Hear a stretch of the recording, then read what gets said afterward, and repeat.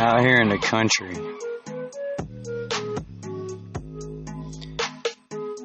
there are times when life is just peaceful. Sit out in the backyard, on the back porch, watch the sun go down, hear the bullfrogs in the background, the whippoorwills starting to come out. See the dogs laying down all lazy from a hard day of being a dog.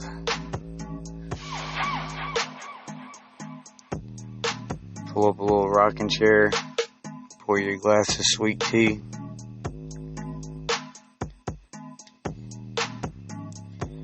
Snuggle on back.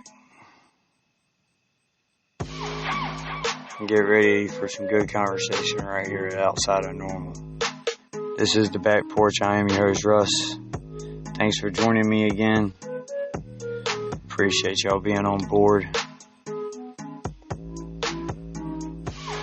I got the bowl packed. A little something from Smoker's Corner. Sneaking on over here to the back porch. Man, it's beautiful outside right now. We've had a little heat wave going on.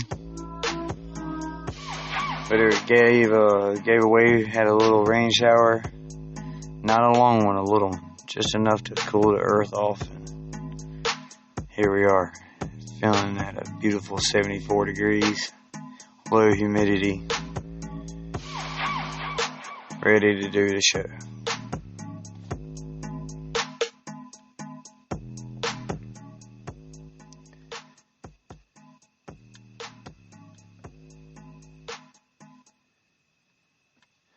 The thing about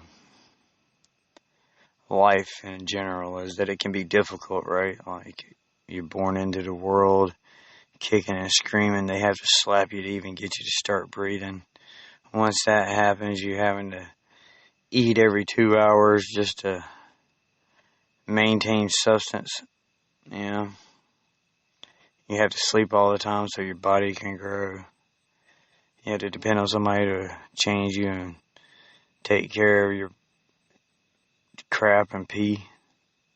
You have to have somebody feed you. You have to have somebody teach you how to walk. You have to have someone teach you how to run. Somebody to teach you how to pick things up, how to organize your colors, how to start to talk, how to communicate with the world. Once you get old enough to do all that stuff, they put you in school. And you had to start learning mathematics and sciences and language arts, and you had to start developing a personality. You had to start navigating the social aspects of life, getting along with other people, making agreements, compromising, disagreeing, having arguments. You get through all that, you get into high school. Then you had to start thinking about what you want to do with your life. What kind of career do you want to have? What kind of job do you want to have? Where do you want to go? What kind of life do you want to live? What kind of car are you going to drive? You had to worry about getting a license. You had to worry about insurance. You had to worry about passing SATs and PSATs and ACTs and entrance exams. You had to get into school. You had to fit in the right clubs. You had to do the right assignments. You had to pick the right electives that go along with your majors. And then once you get through all of that crap, you had to find a job, had to find a place to live, had to start paying bills, had to get a cell phone in your name. Your mom and dad ain't paying for shit no more. You had to get insurance all by yourself. You had to worry about whether you have a job that's going to provide insurance, whether you can operate within a 401k or a stock market, or, you know, there's always these things that are going on that you had to continuously learn how to do and learn how to overcome, and then learn how to roll through. And once you think you have a semblance of that down, then you have to figure out which dreams are attainable, which dreams are too far-fetched. What can you make a reality? Where do you start? You had to make the groundwork for whatever dreams it is that you're going to build upon, whether it's family, whether it's jobs, whether it's hobbies that you're doing, whether it's sports or entertainment or writing or whatever it is that your dream is. You had to figure a way to do it. And if you don't, then you had to sit around and figure out how you're going to sustain life and not be miserable. And these are things that you just have to do before you ever enter into a relationship or you ever add that aspect to it. Sure, you dated people through high school. Sure, you dated through people through college. Some of you may have even got married at those times. But even when you get married at those times, you get married to another kid. So you're both not even having a full grasp or responsibility of what life really is. So that's a whole nother case I can talk about in a minute. But for those that didn't do that, for those that went through high school, went through college, who came out, didn't get married, had a single life, put their shit together, went and got a job, got in debt from school, figuring out how to pay all these bills, how to maintain a life, how to start growing and building for the future. You got these cats that now had to figure out how to have a personal relationship. How not only to navigate through friendships and the casual dating, they had to figure out what they want out of a person to be their mate. What kind of partner do they want? Not only are you physically attracted to them, but you had to be mentally attracted to them, emotionally attracted to them. If everything's based on looks, it's going to fall apart quick. If everything's based on intellectual, if both of you, I just lost my whole train of thought. If both of you are on the same intellectual level and that's what appeals to you, that's going to be great for a while. But if you're not really physically attracted to them, that's going to become a need.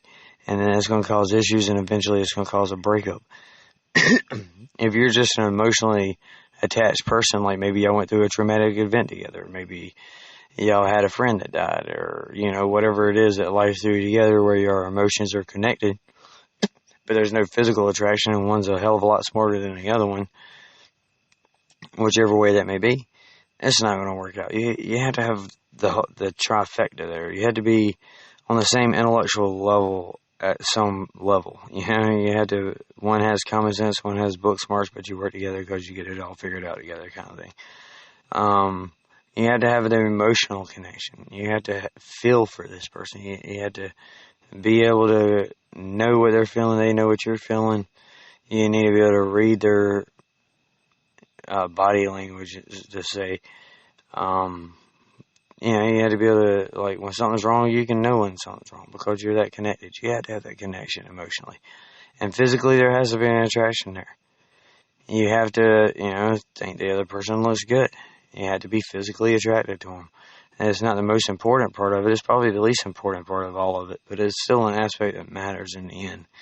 And so you got all this that a person has to navigate and has to look for and has to go out and search through the sea of 8 billion people on the planet to find the one that's meant for them.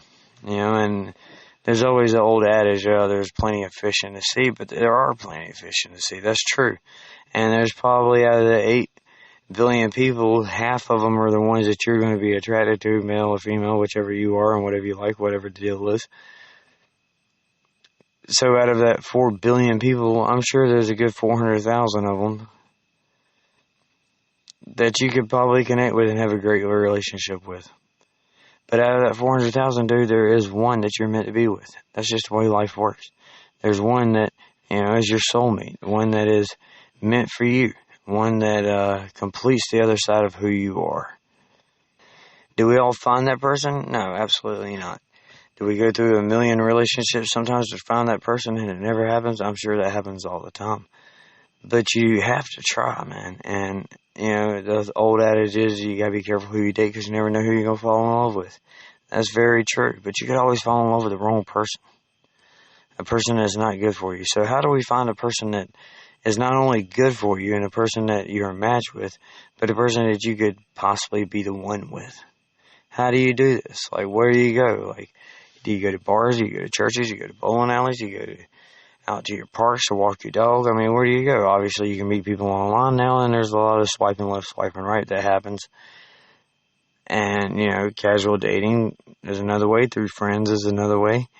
But here's the thing. You have to make yourself not only available because, availability can quickly turn into looking desperate. And you don't ever want to look desperate to anyone. You want to feel confident about yourself. You want to be able to present yourself in a manner that you know that you're worth having. And the first step to all this is realizing that you're worth having. That everyone makes mistakes, and whatever your mistakes were in life are yours to own, and they're not for anybody else to criticize or to judge, because they're your mistakes and they're your past and they're your story. And you need to be confident in that. And even if you made horrible decisions before, you can always make better decisions now. And as long as you're putting your best foot forward and you're trying to recoup, and I'm not just talking about addicts and all that stuff, man. People, they cheat, they destroy their marriages, they destroy their relationships, they destroy people's lives just by cheating on someone or, stepping out on the relationship. It creates trust issues. It creates self-confidence issues in the person that was cheated on. There's all kinds of myriad of things that can go wrong just from that aspect. It has nothing to do with being addicted to anything. Obviously, addiction is something that also creates a rift and can create problems and can make a relationship fall in on itself later on. But personally, as a person, it can destroy you too. Being addicted to drugs, being addicted to gambling, being addicted to women, being addicted to work can destroy you as a person and your self-confidence. If you're addicted to your job and you don't feel like you're achieving what you want to out of it, you're always going to feel that you're less than what you are. And that's a complex all in itself that you need to try to avoid.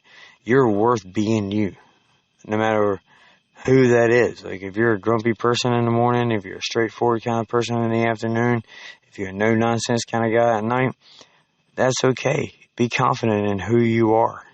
Don't be a prick. Don't be an asshole. Those things aren't cool. You want to be able to get along with everyone else that's around you, whether they're your friends, whether they're people that you run into, whether they're service attendant people that like at gas stations or stores or grocery stores, that kind of thing. You want to be the kind of guy or girl, I say guy here very generically. You want to be the kind of guy that is able to be depended on, that people know is going to be honest. Honesty is the key to life, man. No matter what you do or what kind of stupid shit you get yourself into, if you're trying to have a relationship with someone, and especially a relationship with your own self, you have to be honest. You can fool the whole world, but the whole world isn't who you have to be honest with all the time. You have to be honest with yourself. You can't fool yourself. You know who you are. You know what you've done. You know the things that you are capable of. You know the things that you slack ass on. You have to be honest with yourself. And once you're honest with yourself, you can be honest with other people. Obviously, I'm not talking to serial killers, because your lack of being within the realms of humanity in itself dictate the fact that you're not going to be honest. But normal people, man, people that are out there doing their best to have a good life, man, and to be successful, be honest with yourself. Be honest with where you're at, where you want to be. Be honest with the steps it's going to take to get there. Just be honest with yourself, and then be honest with other people. Be compassionate towards yourself. Don't beat yourself up. When you make a mistake and things go wrong and shit falls apart, that's hard enough, man. And to pull yourself out of that, to regain your footing, to step forward again, that takes a lot of effort and a lot of courage. And if you're beating yourself up the whole time for making the mistake to begin with, or getting yourself in that situation to begin with, you're double cursing yourself. Like, having to go through that sucks. Having to go through that while you're beating yourself up really sucks. And it's something that, a lot of people get depressed over, and it leads to depression, and leads to self-doubt, and your confidence level drops. And be confident even in your mistakes, if you're always trying to do good for others, you're always trying to be that kind of person that's better to others than you are to yourself, but you're good to yourself, you're that guy, then the mistakes you make and the things you do aren't going to be that serious that you have to sit there and beat yourself up all day over it. Move forward, move past it, forgive yourself, and move on. No matter what it is, forgive yourself and move on. And be confident in who you are and the fact that you can get past wherever you're at. and whatever happened. You can move past that and be a better person. Those two things there, honesty and confidence with compassion, man. I guess that's three things. But honesty, confidence, compassion, that leads to you being the best possible person that you can be. And when you're that best possible person that you can be, you don't have to go out and look for somebody. People will naturally gravitate towards you. And when they do that, you'll be able to find people that are compatible and people that are good matches. And out of those good matches, you can spend time with them, learn who they are, and you can find the one. Is the one already created? Is it a pre-fated thing? No, I don't think so. I think it's a thing that happens naturally between two people that really get it and really get each other and really have that natural attraction and that bond together. Then, it develops, and then the one is that person because that person took the time to become the one for you. And when you have that, it's a beautiful thing. But if you don't have that, it's a beautiful thing to be that one for somebody. Like you are that one for somebody. It may not seem like it now. It may seem like you're always going through shit, and no matter how hard you try, the guys or the girls that you meet are all not compatible. They're not on the same level, and it falls apart quickly or whatever. You don't have to try when you're, it'll happen. It naturally happens. And if you find yourself feeling depressed about it, like it's never going to happen for me, this is something that everybody else gets to have, but I get to watch it all from the outside and never get to be a participant, then that's a self-confidence thing again. And that's where we need to go back to the confidence, man. Like, you are worth having. You are worth waiting for, and you're worth the time it took for whoever it is to make their way to you. You're worth that. Just keep being the best possible you and the best version of you every day. And that person will come along. And, a lot of people that have that issue spent a lot of their life putting their life in order and making sure that they're 100% responsible for themselves and don't have to depend on anybody else, and they're able to handle their own crap. And now they're at a point to where they want to bring somebody else in, and they want to have that companionship, and they feel like they've spent too much time doing everything else. But I say that you are the real catch, man. You're the one who took the time to build a life worth sharing with someone, and it's going to happen for you. It definitely will. And when it does, you're going to be responsible enough to make sure it's the right one before you commit to the one. And that's a beautiful thing, man. Being a late bloomer to the game doesn't necessarily mean that you're going to miss out and that you're not going to be able to play. It just wasn't your time at the beginning, and here you are, and it'll work out for you. I promise it will. You just got to keep on keeping and making things happen for yourself on a daily basis that keeps you as the best possible version of you. And let's be real about it. People in their 20s don't want and don't desire and need the same things they need when they're in their 30s. Alright? When you're a teenager, you're trying to figure out what you want to do with life. When you're in your 20s, you're trying to figure out how to get that started and where to go with it all and how to put that plan into action. And then, once it's into action, you're doing your best to stay there and get it built up into something legit. By your 30s, you got all that done, and you know more about you. You know more about what kind of person you are, what kind of things you like and don't like in a person, what you want to have in your life, what you're willing to deal with, what you're not going to deal with. You know all these things. You've become and matured into the person that you're pretty much, I'm not saying that the person in your 30s is who you're going to be in your 60s, but you're on the road to that person, and you're pretty settled in, and you kind of know the direction it's going to go.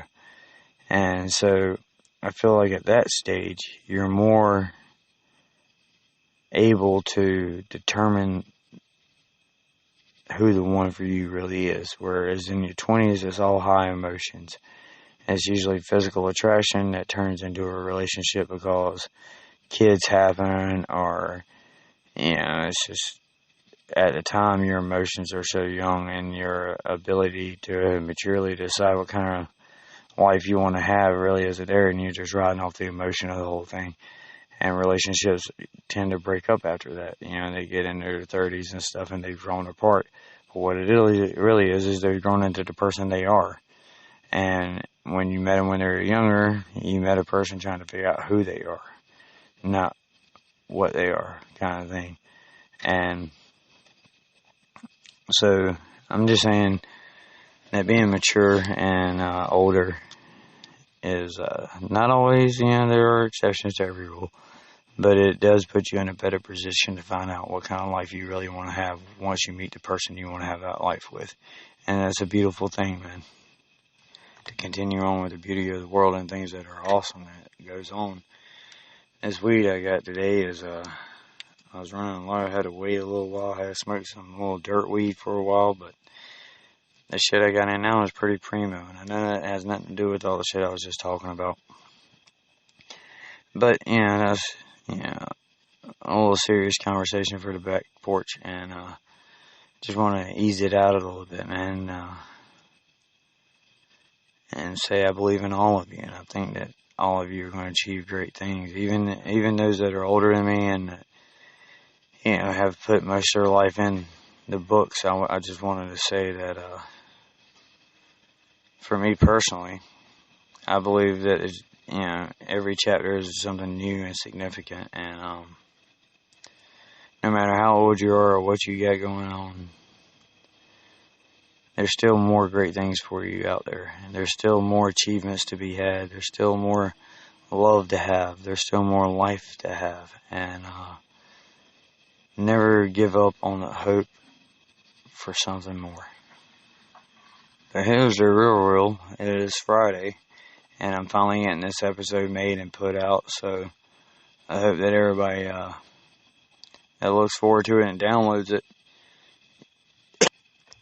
pulls out their smoking tray for me, packs a bowl, rolls a joint, twists up that Ellie, however you smoke, pack the bubbler, pack the bone.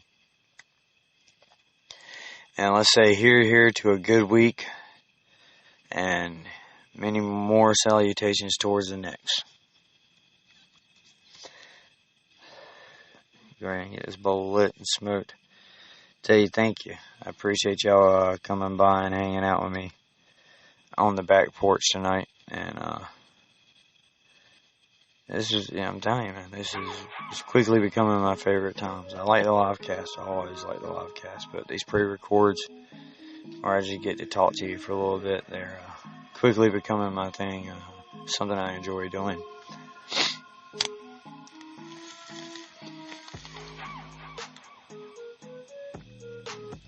It's outside of normal, man. This is a good life. Thank you for joining me in it.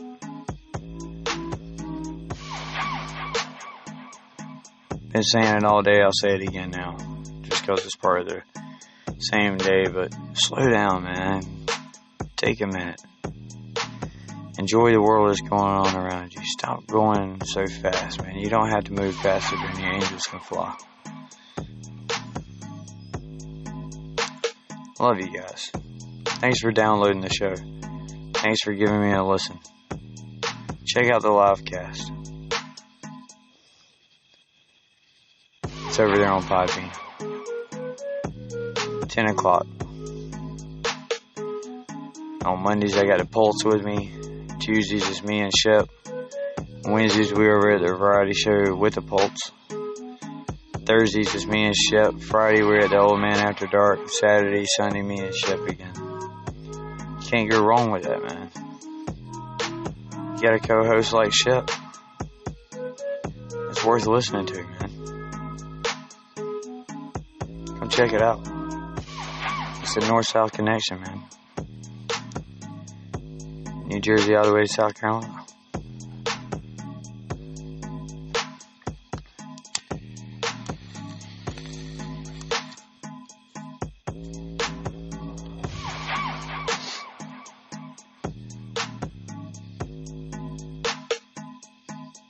I brought them up, so you might as well check them out, right? Check out Brett and Scott over there at the Porch, 2 p.m. Eastern, Monday through Friday. Wednesday night's the Friday show, 10:30 p.m. Eastern. Check out the Old Man, 10 a.m. Eastern, Monday through Friday. On Friday nights, 10 p.m. Eastern, with a big rich dog. As always, he has Eric Kirk with him in the co-pilot seat. It's a beautiful, beautiful thing, man. Check it out. Lagoonanaut, we have a great cast of people that do podcasts. Check them out over there, Lagoonanaut on Discord. And with that, y'all, I'm out. Till next time.